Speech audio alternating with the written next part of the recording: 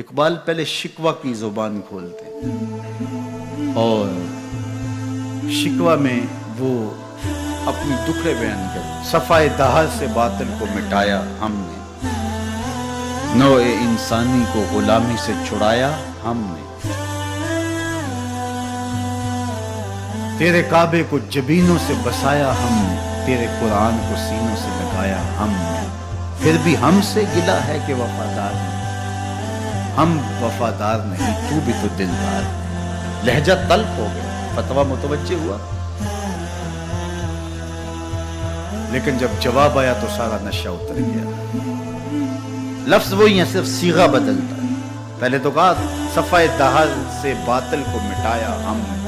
رب سے شکوہ کر رہی ہے مشت خاک. اقبال کی زبان بول رہی ہے کہ ہم نے جنگیں لڑی، ہم نے پہاڑوں کے کلیجے چیرے، ہم نے سمندروں میں گھوڑے ڈالے، ہم نے تیرے دین کے لیے کیا کیا نہیں کیا. برستے تیروں میں ہم نے نمازیں نہیں ادا کی، ہم نے کربلائیں نہیں سجائیں، ہم نے کیا کچھ نہیں کیا، اور آج ہم ذلیل ہیں. 56-57 اسلامی ملک کو ذلت و رسوائی کا عالم. تو اقبال شکوہ گناہ ہوتا ہے. صفائے دہر سے باطل کو مٹایا ہم نے، نوع انسانی کو غلامی سے چھڑایا ہم نے، تیرے کعبے کو جبینوں سے بسایا ہم نے، تیرے قرآن کو سینوں سے لگایا ہم نے. پھر بھی ہم سے گلہ ہے کہ وفادار نہیں. ہم وفادار نہیں، تو بھی تو دلدار. اب جواب سن، جواب اب ادھر سے آتا ہے، لہجہ اقبال کا. وہی لفظ ہے، صرف صیغہ بدلتا ہے، آواز آ رہی ہے. صفائے دہر سے باطل کو مٹایا کس نے، نوع انسانی کو غلامی سے چھڑایا کس نے، میرے کعبے کو جبینوں سے بسایا کس نے، میرے قرآن کو سینوں سے لگایا کس نے.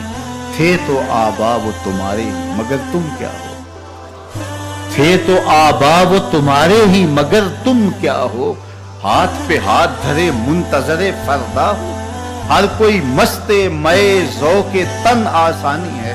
تم مسلمان ہو یہ انداز مسلمانی ہے، حیدری فقر ہے نئے دولت عثمانی ہے. تم کو اسلاف سے کیا نسبت روحانی ہے، وہ معزز تھے زمانے میں مسلمان ہو کر، تم خار ہوئے تارک قرآن ہو کر. ہاں، تم نے قرآن کو چھوڑ دیا ہوا ہے، عملاً چھوڑ دیا ہوا ہے. تم نے غلافوں میں لپیٹ کے تو رکھا، خوشبو تو اچھی سے اچھی لگائی، اونچے طاق پہ تم نے قرآن کو سجایا.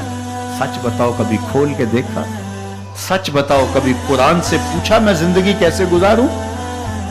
بھیڑ بن جائے، مشکل بن جائے تو مشاورت کرتے پھرتے ہو، کبھی وکیلوں سے پوچھتے ہو، کبھی ماہرین سے پوچھتے ہو، کبھی کسی سے پوچھتے ہو بتاؤ میں کیا کروں. کبھی قرآن سے بھی پوچھا میں کیا کروں، یہ مصیبت کیوں آئی میرے اوپر، قرآن تو بتا میری کوتاہی کیا تھی.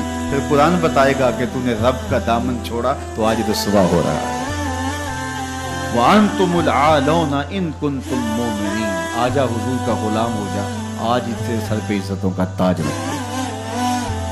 تو قرآن کی طرف اقبال نے بلایا اور ان کا سارا فکر و فلسفہ اس کے ارد گرد گھومتا ہے. بلکہ میں آپ کو ایک بات بتاؤں، یہ کسی نے نہیں کہی، یہ کتنی بڑی بات ہے. اقبال نے کہا کہ اگر میں نے قرآن کی تعلیمات سے ہٹ کے ایک حرف بھی کہا ہو تو قیامت کے دن حضور کے قدموں کا بوسہ نصیب نہ ہو.